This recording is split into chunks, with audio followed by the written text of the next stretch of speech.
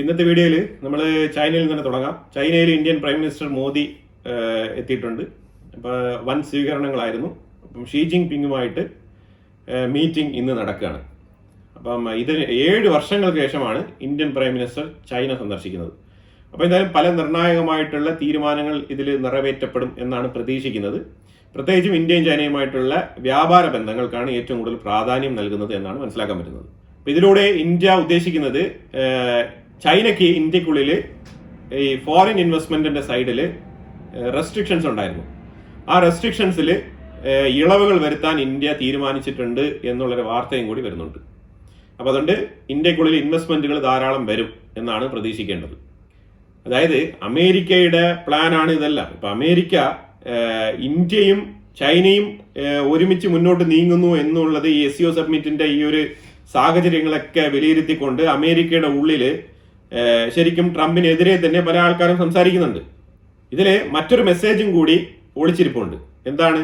അതായത് America purposefully ഇന്ത്യയും ചൈനയും മാറ്റി നിർത്താൻ കാലാകാലങ്ങളായിട്ട് ശ്രമിച്ചുകൊണ്ടിരിക്കുന്നു എന്നുള്ള ഒരു മെസ്സേജ് അവർ ഇൻഡയറക്റ്റ് ആയിട്ട് പറയുകയാണ് ഇതിലൂടെ. അത് വേണമെങ്കിൽ നമുക്കൊരു അക്നോളജ്മെന്റ് ആയിട്ട് എടുക്കാം. അപ്പം മൺഡേ തിങ്കളാഴ്ച പുടിൻ SCO സബ്മിറ്റിലെത്തും. അവിടെ വെച്ചിട്ട് പ്രൈം മിനിസ്റ്റർ മോദിയുമായിട്ടും ഷീ ജിങ് പിങ്ങുമായിട്ടും കൂടിക്കാഴ്ച നടത്തുന്നതാണ് വാർത്തകൾ പുറത്തു വരുന്നത്. മൺഡേ, ഞായറാഴ്ചയല്ല, തിങ്കളാഴ്ച. പാകിസ്ഥാന്റെ deputy prime minister Ishaq Dar പറഞ്ഞിരിക്കുന്നത് ഇന്ത്യയുമായിട്ട് ഒരു ഡയലോഗിന് ഞങ്ങൾ തയ്യാറാണ്, പക്ഷേ dignified and respectful manner. Iran എപ്പോഴും അമേരിക്കയോട് പറയുന്ന രീതിയിലുള്ള ഒരു ഡയലോഗാണ് ഇപ്പം ഇഷാഖ് ദർ പറഞ്ഞിരിക്കുന്നത്. അതായത് ഇത് മനസ്സിലാക്കേണ്ടത് വേറെ ഒന്നുമില്ല. ഒരു സൈഡിൽ പാകിസ്ഥാന്റെ അവസ്ഥ ദയനീയമാണ്. കാരണം പാകിസ്ഥാന്റെ ഉള്ളിൽ എക്കാലത്തും ഇല്ലാത്ത അവസ്ഥയിലേക്കുള്ള ഒരു ഫ്ലഡ്, കശ്മീരിന്റെ സൈഡിൽ നിന്നൊക്കെ പെയ്തിറങ്ങിയ മഴയും മഞ്ഞും ഈ മേഘവിസ്ഫോടനങ്ങളും ഡാം പൊട്ടിയതും എല്ലാം തന്നെ ചെന്നടിയുന്നത് പാകിസ്ഥാന്റെ ഉള്ളിലാണ്. പാകിസ്ഥാന്റെ പഞ്ചാബ് പ്രൊവിൻസ് എന്ന് പറയുന്നത് വെള്ളത്തിൽ മുങ്ങിക്കിടക്കുന്ന ഒരു അവസ്ഥയാണ് ശരിക്കും പറഞ്ഞാൽ. അതായത് കാഷ്വാലിറ്റീസ് വരെ എത്രയാണെന്ന് എണ്ണി തിട്ടപ്പെടുത്താൻ പറ്റാത്ത രീതിയിലുള്ള അവസ്ഥയിലാണ് പാകിസ്ഥാൻ മുന്നോട്ട് പോകുന്നത്. വല്ലാത്ത ക്രൈസിസ് ആണ്. ഇപ്പൊ ഈ കഴിഞ്ഞ വർഷങ്ങളിലെല്ലാം ഉണ്ടായതിൽ വെച്ചിട്ട് ഏറ്റവും മോശപ്പെട്ട അവസ്ഥയിൽ എത്തിയിരിക്കുകയാണ് പാകിസ്ഥാന്റെ ഫ്ലഡ്. പിന്നെ ഇതിന്റെ എല്ലാം ഇടയ്ക്ക് സംസാരിക്കണം എന്ന് പറയുമ്പോഴും ഇഷാഖ് ദർ എപ്പോഴും പറഞ്ഞു വെക്കുന്നത് കശ്മീർ വിഷയം ഡിസ്കസ് ചെയ്യണം എന്നാണ്.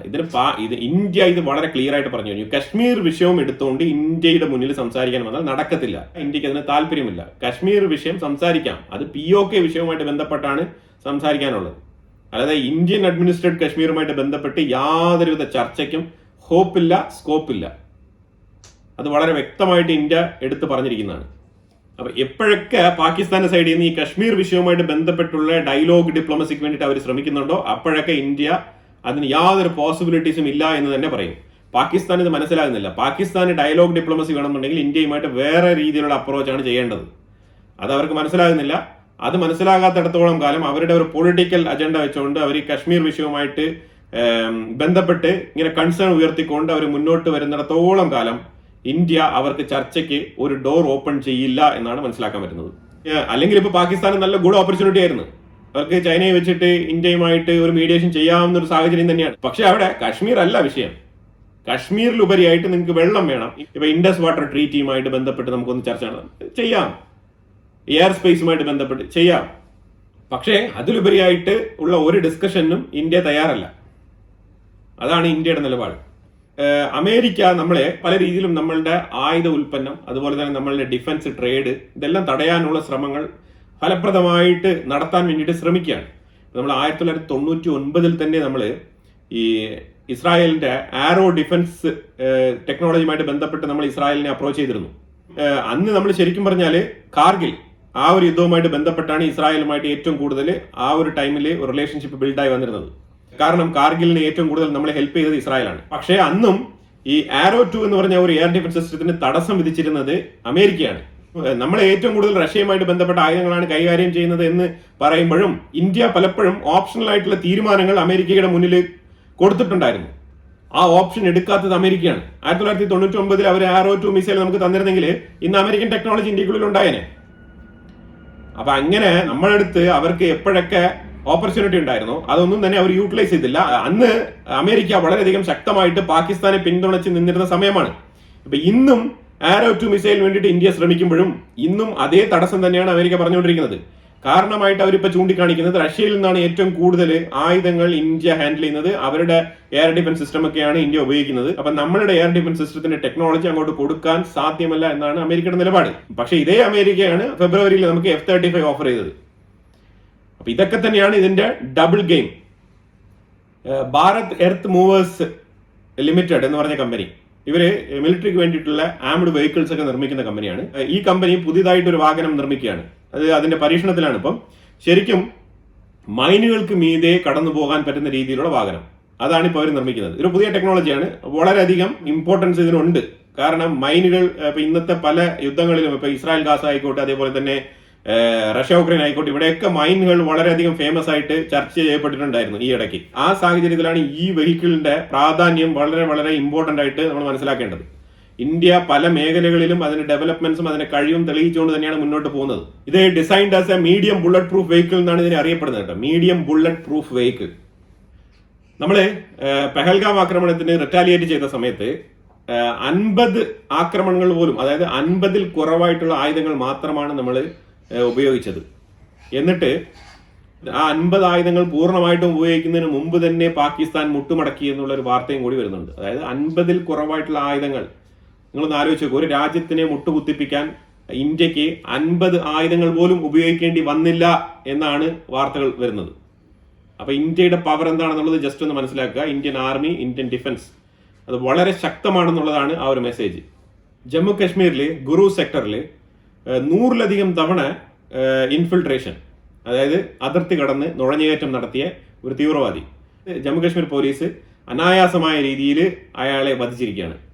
ഇത് അതായത് ഇയാൾക്ക് വേണ്ടിയിട്ട് പല വർഷങ്ങളായിട്ട് സ്കെച്ച് ഇട്ട് വെച്ചിരുന്നതായിട്ടും കൃത്യമായിട്ട് അവർ ഓപ്പറേഷൻ നടപ്പിലാക്കി 100ലധികം തവണ ഇൻഫിൽട്രേഷൻ നടത്തിയ ഈ ഒരു തീവ്രവാദിയെ വധിച്ചിരിക്കുകയാണ് JNK പോലീസ്. ഇത് വളരെ ഇമ്പോർട്ടന്റ് ആയിട്ടുള്ള ഒരു വാർത്തയാണ്.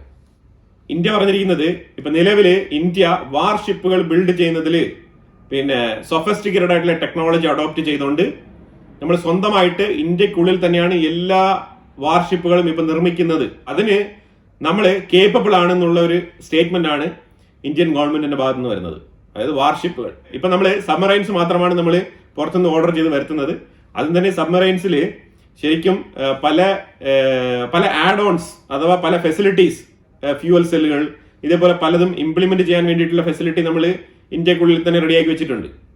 പക്ഷേ ഇപ്പം സബ്മറൈൻസ് ബിൽഡ് ചെയ്യാനുള്ള കപ്പാസിറ്റിയും കൂടി നമ്മൾ അഡോപ്റ്റ് ചെയ്യാൻ ശ്രമിച്ചുകൊണ്ടിരിക്കുകയാണ്. ആ ഒരു ടെക്നോളജി അഡോപ്റ്റ് ചെയ്യാനുള്ള പ്രോഗ്രസ്സിലാണ് ഇന്ത്യ. സബ്മറൈൻ്റെ കാര്യം പറയുമ്പോഴത്തേക്കും ഇന്ത്യ ഫസ്റ്റ് ക്വാർട്ടറിൽ 6.5% ആണ് ഗ്രോത്ത് പ്രെഡിക്റ്റ് ചെയ്തിരുന്നത്. പക്ഷേ അതിനെല്ലാം മറികടന്നുകൊണ്ട് ഇന്ത്യയുടെ GDP-യിൽ 7.8% ആയിട്ട് അതിന്റെ ഗ്രോത്ത് ഉയർന്നിരിക്കുന്നു എന്നുള്ള വാർത്തയും കൂടി വരുന്നുണ്ട്. അതുപോലെ തന്നെ prime minister Modi Japan visit ചെയ്ത സമയത്ത് ചന്ദ്രയാൻ 5 എന്ന് പറഞ്ഞൊരു പ്രോജക്റ്റുമായിട്ട് ബന്ധപ്പെട്ട് ഒരു കരാർ ഒപ്പിട്ടിട്ടുണ്ട്. ആ കരാർ എന്ന് വെച്ചാൽ ജാപ്പനീസ് ലോഞ്ചിങ് വെഹിക്കിളിൽ ചന്ദ്രയാൻ 5 മിഷൻ നമ്മൾ ലോഞ്ച് ചെയ്യും.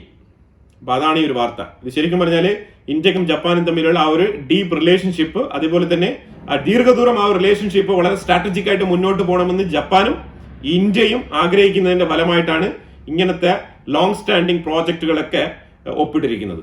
ഇത് തന്നെയാണ് ജപ്പാനും ഇന്ത്യയും തമ്മിലുള്ള ആ ഡീപ്പ് റിലേഷൻഷിപ്പിന്റെ ഒരു എക്സാമ്പിൾ ആയിട്ട് നമുക്ക് വേണമെങ്കിൽ ഈ ഒരു പ്രോജക്റ്റിനെ നമുക്ക് കണക്കാക്കാം.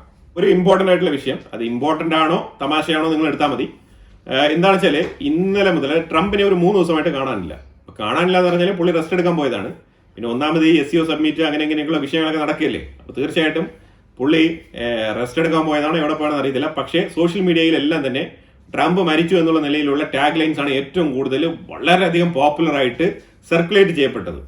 ഇപ്പൊ അതിന് പലരും പല കാരണമായിട്ട് പറയുന്നത് പുള്ളിയുടെ കയ്യിൽ ചെറിയ പാടുകളുണ്ട്, ഒരു ബ്ലാക്ക് കളറിലുള്ള ചെറിയ ഒരു സ്കിന്നിലേക്കുള്ള ഒരു കളർ ചേഞ്ച്. അപ്പൊ ഈ കളർ ചേഞ്ച് കണ്ടുകൊണ്ട് പലരും എലിസബത്ത് രാജ്ഞിക്ക് ഇങ്ങനത്തെ അസുഖങ്ങൾ ഉണ്ടായിരുന്നു, അവർ ഈ കളർ ചേഞ്ചിന് ശേഷം പിറ്റേന്ന് മരണപ്പെട്ടു, അപ്പൊ അതുകൊണ്ട് ട്രംപ് ഇപ്പൊ 2-3 ദിവസമായി പുറത്ത് കാണാനില്ല എന്നൊക്കെ പറഞ്ഞിട്ട് പല രീതിയിലുള്ള പ്രൊപ്പഗൻഡ ന്യൂസുകൾ അടിച്ചിറക്കുകയാണ്. അങ്ങനെ ഇത് പ്രൊപ്പഗൻഡ ന്യൂസ് ആണോ എന്താണെന്ന് തന്നെ കണ്ടെത്താൻ തന്നെ നമുക്ക് ഒരുപാട് നേരം വൈകി. അങ്ങനെ ഇത് നോക്കിയപ്പോഴത്തേക്ക് മനസ്സിലാക്കാൻ പറ്റുന്നത് ട്രംപ് ശരിക്കും വളരെ റിലാക്സ് മോഡിൽ ഗോൾഫ് കളിക്കാൻ വേണ്ടി പോയിരിക്കുകയാണ്. ഇതിന്റെ ഇടയ്ക്ക് JD വാൻസ്, അതായത് വൈസ് പ്രസിഡന്റ് JD വാൻസുമായിട്ട് ഒരു ഇന്റർവ്യൂ നടക്കുന്നുണ്ട്. ആ ഇന്റർവ്യൂവില് JD വാൻസ് പറയുന്നുണ്ട്. എന്താണ് പറയുന്നത്? ഞാൻ പ്രസിഡന്റായിട്ട് ചുമതലയേൽക്കാൻ തയ്യാറാണ്. ഞാൻ ഒരുപാട് ദിവസങ്ങൾ, ഏതാണ്ട് 200-ലധികം ദിവസങ്ങൾ ഞാൻ US പ്രസിഡന്റിനോടൊപ്പം പ്രവൃത്തി പരിചയം എനിക്കുണ്ട്. US-ന്റെ പ്രസിഡന്റ് ആയിട്ടിരിക്കണമെങ്കിൽ ഞാൻ അതിന് റെഡിയാണ്, തയ്യാറാണെന്നാണ് പറഞ്ഞത്. അപ്പൊ പുള്ളി എന്താണ് ഉദ്ദേശിക്കുന്നത് പറഞ്ഞാൽ, റിപ്പബ്ലിക്കൻസിന്റെ അടുത്ത 2028 ഇലക്ഷന്റെ ഒരു മെയിൻ കാൻഡിഡേറ്റ് ആയിട്ട്, അതായത് പ്രസിഡൻഷ്യൽ കാൻഡിഡേറ്റ് ആയിട്ട് മാറാൻ വേണ്ടിയിട്ടുള്ള ഒരു ഫോക്കസിലൂടെയാണ് പുള്ളി സംസാരിച്ചത്. പക്ഷെ അത് പുറത്ത് പ്രചരിപ്പിക്കപ്പെട്ടത് ട്രംപിന് വയ്യ, അല്ലെങ്കിൽ ട്രംപിന്റെ കഥ കഴിഞ്ഞു, അപ്പൊ അതുകൊണ്ട് JD വാൻസ് ഇപ്പൊ റെഡി ആയിട്ടിരിപ്പുണ്ട്, അമേരിക്കയിലെ പ്രസിഡന്റ് ആയിട്ട് JD വാൻസ് മാറാനുള്ള സാധ്യത വളരെ കൂടുതലാണെന്നുള്ള രീതിയിലുള്ള ഫേക്ക് ന്യൂസുകളാണ് കഴിഞ്ഞ 2 ദിവസങ്ങളായിട്ട് സോഷ്യൽ മീഡിയയിൽ കിടന്ന് ഇങ്ങനെ വരവുന്നത്. ഇതിന്റെ ഇടയ്ക്കാണ് നമ്മൾ ജെന്യൂൻ ആയിട്ടുള്ള വാർത്തകളൊക്കെ തപ്പിപ്പിറക്കി എടുത്ത് കൊണ്ടുവരുന്നത്. അപ്പൊ ഇങ്ങനെ ഏതെങ്കിലും വാർത്തകൾ ഏതെങ്കിലും സോഷ്യൽ മീഡിയയിൽ നിങ്ങൾ കാണുന്നുണ്ടെങ്കിൽ നിങ്ങൾ ഇഗ്നോർ ചെയ്യുക. അത്രേ എനിക്ക് പറയാനുള്ളൂ. അപ്പൊ എന്തായാലും കുറെ ഇമ്പോർട്ടന്റ് ആയിട്ടുള്ള വിഷയങ്ങളാണ് നമ്മൾ ഈ വീഡിയോയിൽ പങ്കുവച്ചത്. ഇതിനെക്കുറിച്ചുള്ള അഭിപ്രായങ്ങൾ കമന്റ് ബോക്സിൽ രേഖപ്പെടുത്തുക. കൂടുതൽ വാർത്തകളുമായിട്ട് അടുത്ത വീഡിയോയിൽ വരാം. Thank you so much.